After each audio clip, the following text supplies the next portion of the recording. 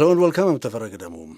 The Great Ethiopian Run, the biggest road race in the African continent, was held in Addis Ababa with a record 45,000 participants. My guest today, Richard Nerurkar, who was one of the architects of the race from back in 2001, is here to talk about the course the road race has taken in nearly 2 decades. And there are many dimensions to it. Richard, a very warm welcome to the program again. It's great to be back, Tefra. I think it was 18 years that... I remember that was the year you launched the Great Ethiopian Run. It was. And you were the first person in Ethiopia to interview me, so I remember that fondly. There we go. Now, how many years now? 19 years? Yeah, so this year was the 19th edition. It was... 18 and a half years ago that we embarked on this. It's just amazing how time flies. Well, you started with how many participants? There were a little over 10,000? 10,000, yeah. 10,000 participants. 18 years ago, that was a big deal. You know, it was Ethiopia's first international road race. So back then we thought that was good for the first one. And obviously now we're much, much bigger. Do you ever thought of getting here at this point where you have 45,000 participants, which you had last week? I think maybe my character. I'm not wildly ambitious. I don't think many years into the future. I think my focus in those early years was to do the first race, do it well. Do the second race, do it well, set up an organisation. And I think I was very keen that it was an Ethiopian organisation. I think, and so recruiting good people, training them up, that was my focus. And obviously, as the years went by, the event got bigger. And I have to say that I think the event has become very, very special, probably since I left. So I ascribe that to my colleagues who've really taken it on since I left. Right. I'd like to revisit that. I mean, why did you launch that race? Being a runner was not a prerequisite, was it? It wasn't, but obviously, I've been a runner since I was a schoolboy, so running has been, very much part of my life. And I sort of feel that it had to be, looking back, I think it had to be a runner of some kind who took it on, or somebody who understood the world of running. I think what helped me at the time was...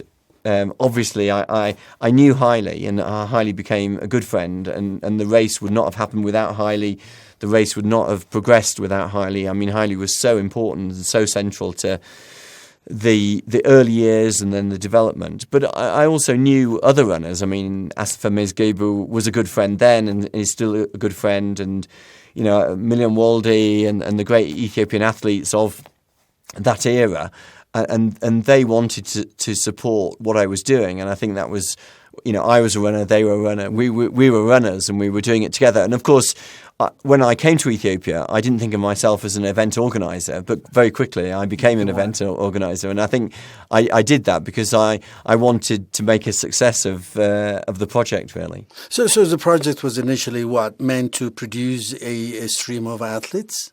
Or to provide the opportunity, the platform from Ethiopians and also international people have fun? Yeah. What was it really?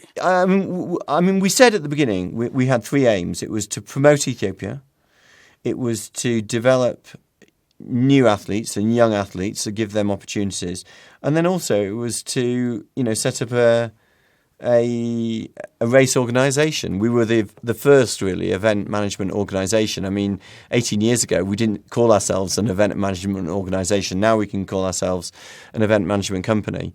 But I think all of those 3 things have been important to our growth. And we always put the athletes and the participants first. We have to think about them and think how important it is for them. But we've worked very hard on developing a very strong event team, and I'm very proud of that, because the team behind the event is why the event is so special, because they work so hard, to make it special. Most of the great athletes that we know today, Ethiopian athletes who've made it all the way to Europe and North America and wherever, distance runners, many of them have come through this event, Ethiopia. Well, in part, right? It all started with Haile Gebrselassie and Brahane Adere. Yes. Who just, But I think you have to remember that Ethiopia didn't have a mass participation race. It was a run for the public. It was a run for ordinary people. It was, but you have elite athletes. You have elite athletes who are your ambassadors, and obviously it's because of them that we got all the publicity. And of course, Haile and Behani won the first race, and Haile winning the first race. Well, you couldn't have written a better script than that, because it was all over international press, because Ethiopia never had a race like that. But I think what we didn't know in 2001 was whether the public really wanted to take part, because we knew that for 40 or 50 years before that first race, they'd been following Ethiopian athletes doing well on the world stage. But now here we are, 18 years on, and there's 45,000 people who actually want to take part and enjoy mass participation running. That's what's so wonderful, and I think that's why the event has become special, not because of the athletes, it's because of what the participants have turned this race into a carnival. You've been one of the very few people who led this enterprise for the first, how many years? 10 years? Yes. Right? And before you moved to London. Yeah. And why? So you were sure that you've left behind a very competent team who would be handling that? Is that how? Yeah. I think my focus, right through those 9 years when I was general manager, was to recruit and train and develop good people who could take it on. I saw it as a development project. I wanted it to be an Ethiopian organisation. I think I understood that athletics in Ethiopia is a national asset, and it wasn't really for a foreigner to come to Ethiopia and tell Ethiopians how to do athletics, or Well, I know, but this is a different strand that we're talking about, right? In other words, you came into this league with a different set of skills, right?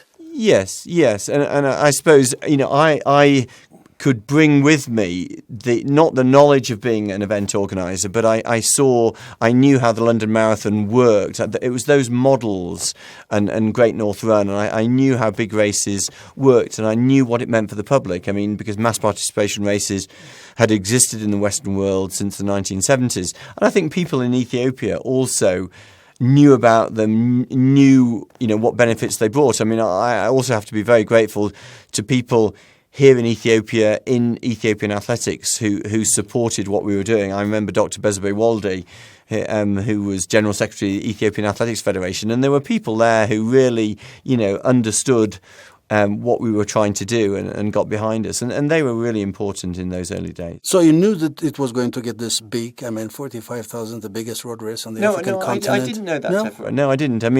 We went from 10,000 to 16,500 year 2, 18,000 year 3, 20,000, 25,000 by 2005. So it was...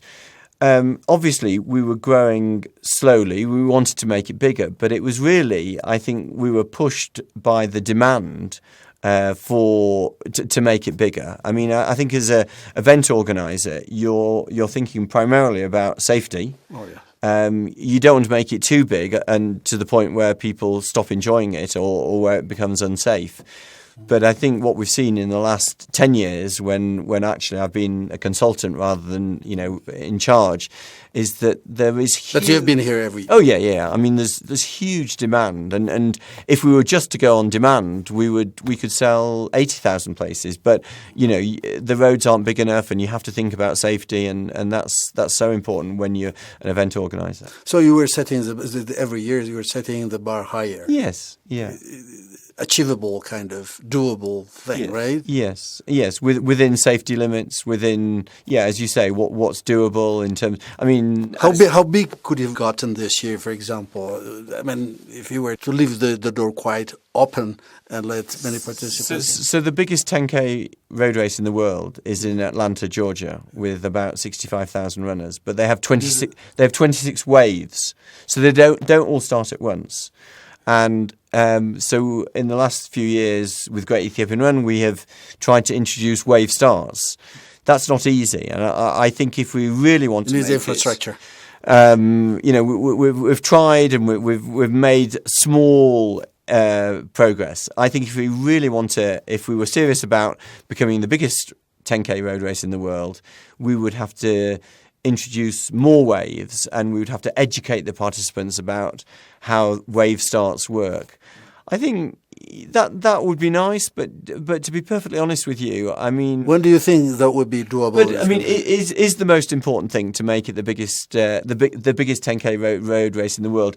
I mean, a few weeks ago we won the award for the best international running event in the world. I mean, isn't that more important? And I mean, isn't it just important that this is a unique race that says something so wonderful about Ethiopia and Ethiopians coming together? And I think that's the most important thing, that it always sends out those positive messages.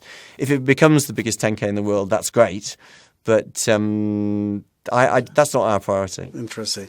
I mean, security-wise, this could have been quite a disaster, right? But it wasn't. It was pretty flawless. Is that the correct assessment as far as security is concerned? This year, I mean, it could have gone wrong, right? I mean, but we could say that about every year. You know, there's always the risk when you bring tens of thousands of participants together in a big capital city that something could go wrong. And I mean, first of all, I have to say that, you know, we work incredibly closely with the authorities, with the Addis Ababa Police, Federal Police, Addis Ababa Traffic Police. They give us huge support. We could not put on this race without that, and without that close support. As we usually do every year. So that's absolutely essential. I mean, I think we also have to say that, you know, looking back over 18 years, we've had our moments. We've had our moments of difficulty. We've had our moments of tension. And I mean, I think it's wonderful that we can look back and at 18 years, and every year we've staged the event. And I think every year everyone would say the event has said something so positive about Ethiopia. And, you know, Ethiopia has had its difficult moments in the last 18 years. But and you've moved your departure point a couple of times from Moscow all the way to the right? You know, and that's been really on the advice of the police and the authorities, who, you know, we have to follow their advice. I mean, they're the experts really in security. I mean, we're the experts in putting on an event, and, you know, we have to bring those two ideas and those two pools of knowledge together to make a good event. But, you know, I think Meskel Square is the ideal place. It's the perfect place in Ethiopia to stage this event. As you say, you know, once or twice we've had to move out of the square, and it's been probably a little bit harder in that respect to stage an event up at Sidiskilo or Jan Meda, but the event has still gone ahead. That's the main thing. What is the biggest challenge the Great Run faces these days? I mean, if you were going to put 3 or 4 challenges, what would those challenges be? Security is right at the top there, yeah. I mean, because if you think about what we've done well, I mean, we don't have any problem in getting participants to register. And now the event is so popular and so huge that sponsors, I almost say, are falling over themselves. You know, sponsors get great return, and, you know, we enjoy working with sponsors. In terms of enjoyment, you know, those type of things, they just come naturally now. But I mean, I think security will always remain a big thing. But I mean, let's not forget that's not just unique to this event. If London Marathon, New York Marathon, Boston Marathon has had its moments, you know, so it's no different. And you know, we have our own challenges. And, you know, we've got to stay focused on that every year, and this year was no different. So some of the I've heard many people say that the Great Ethiopian Run has put Ethiopia on the world map as far as tourism is concerned, much more than the Ministry of Culture did in years. Yes. Yeah, I mean, let's say we. I mean, you succeeded. This is one of the 3 things you wanted to achieve that you set for yourself right at the beginning, 20 years ago. I think we're playing our role. Let's say. I mean, you know, let's say there's so many great things about Ethiopia in terms of what it can offer the tourist, in terms of its history, in terms of its culture, in terms of its, you know, coffee, in terms of its people, in terms of hospitality. So, you know, I don't want to exaggerate what Great Ethiopian Run means, but I think Ethiopia is known as a land of runners. So, I mean, it makes sense that we've got this big event. I think I'd also want to say that we work very closely with Ethiopian tourism as far as we can with Ethiopian Airlines. They've been one of our best sponsors, and they understand what we're doing for the country. And of course, I'd repeat the support we get from the Addis Ababa City Municipality and the government. So that's very important. Yeah, but I would like to think that plenty of press coverage, that you get annually. Yes, and I mean that's what I'm saying. The in terms of a single event, we're the biggest event in terms of we bring 500 tourists, if not more, to the country for this single event. So probably we are.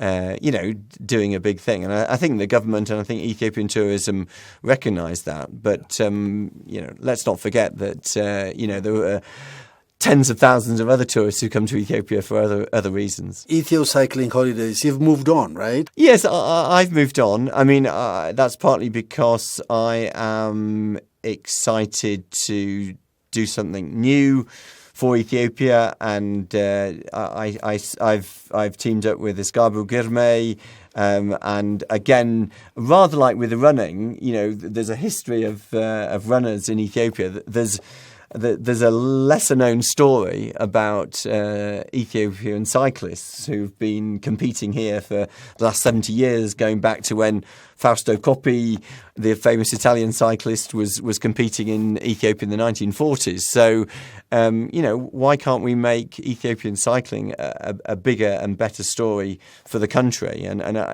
in a way, in starting Ethiopia Cycling Holidays, we've got similar aims. We want to bring more cycling tourists to Ethiopia. We want to develop more Ethiopian cyclists, to compete on the world stage. And I do want to say that very much like Haile Gebrselassie being right at the centre of Great Ethiopian Run, I think if Ethio Cycling Holidays is going to be a success, it's not going to be because of me. It's going to be because of Iskabu Girmay, who's the first Ethiopian ever to participate in the Tour de France. Yep. 7 Grand Tours, and he's now a well-known cyclist on the international stage, and he is right at the centre of our company, and he's very much behind what we're doing. And you started this yes, race I really discovered personally the opportunities for cycling in Ethiopia 3 years ago, and I started cycling on the roads of Tigray in November 2016. So that was 3 years ago, and in the following year we brought editor of a big cycling magazine to Ethiopia, and he did a big feature. So I suppose over the last 3 years I've been working on this, and it was just earlier this year that we set up Ethio Cycling Holidays with Iskabu Girmay, and also with some of his very close cycling friends who've been competing with him on the Ethiopian team. And so they understand the world of cycling, and now the challenge for us is to bring more tourists and to really service them to the same standard that people experience on other international cycling tours. So the Ethio Mountain Challenge, is that what you called your so Tafara, the 3-day, 370 kilometers event? So we've been running tours over the last few months, but then we thought, well, let's put on an event. Cyclists are competitive creatures, and we're targeting international tourists. And a few weeks ago, this was the first time we'd done it, and we brought 7 cycling tourists from abroad to compete with 8 local cyclists. So we felt we had an event. We had a tough challenge. The hills, I'd almost say the mountains of northern Ethiopia are very tough. You're cycling at altitude in the heat on long tough hills. So it was a great event, and we're excited that this is going to be broadcast in a program going out in the next week or so. So we're hoping, well, it's an online TV sports channel called Endurance Sports, and that their market is very much our market. It's people who adventure, who are looking for new challenges, and I think cycling in Ethiopia is just made for them, really. Interesting. So you're organizing this event right after the Great Ethiopian Run, right? But every year in November. Yeah, but that's coincidental, and I'll explain why. Because Iskabu is competing around the year. He's an international cyclist. He's on the circuit, and his competitive season really kicks off in February and ends in October. And so we have got him at home on his home ground in November. And I feel, I mean, as you know, Tefera, how have we promoted Great Ethiopian Run with Haile very much at the centre? Now, Escarbu isn't quite the same high profile as Haile was and now is. But I think it's very important for us, and Escarbu realises that if he is right at the centre of this event, as he was a few weeks ago, then we're going to get more publicity, we're going to bring more people here, and I think the event's going to grow and grow. So that's why I say it's a coincidence that the Great Ethiopian Run's also in November, but I think certainly if we're looking ahead to next year, the cycling event is going to be in November, and we're very excited that we can build on the success of this year's event. Do the Ethiopian cyclists know about the doping and the performance enhancing things, which pretty much overshadowed the whole concept of distance cycling? I mean, do people understand? Do you know that?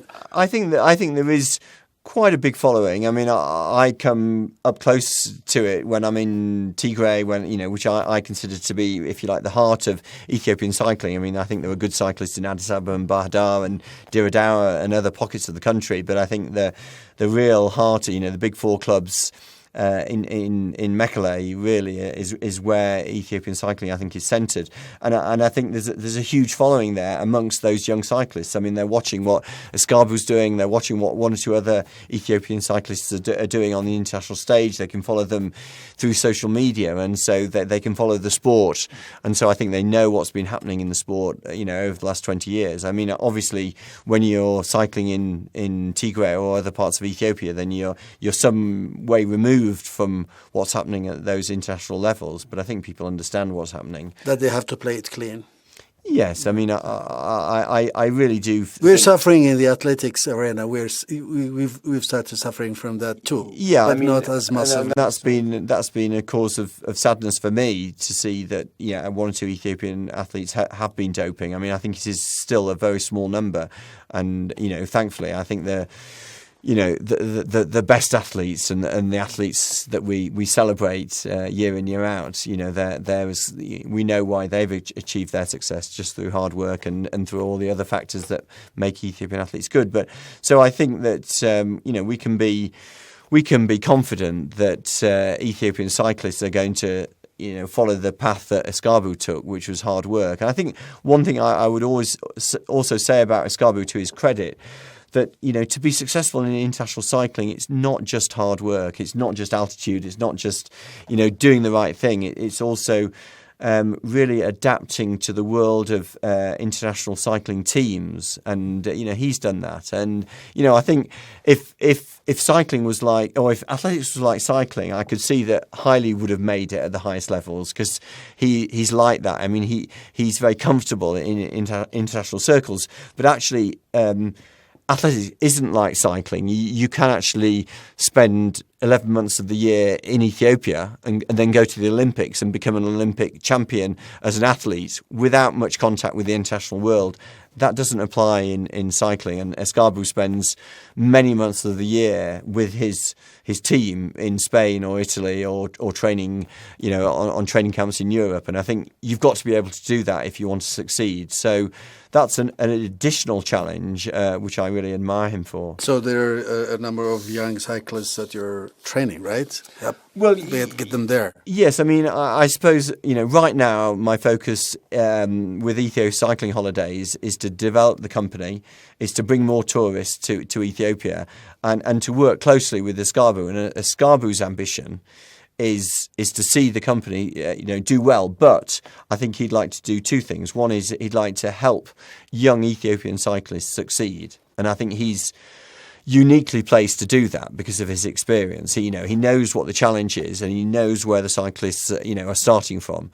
And I think the second thing he'd like to do in the medium to long term is to put on a really big event in Ethiopia, rather like a Great Ethiopian Run. But he knows you can't do that in a couple of years. You've got to start somewhere. And I think in a very small way, challenge event a few weeks ago was the start of that. Well, great. Good luck, and thank you very much, Richard. It was great to have you again. Yeah, thanks, Tefera.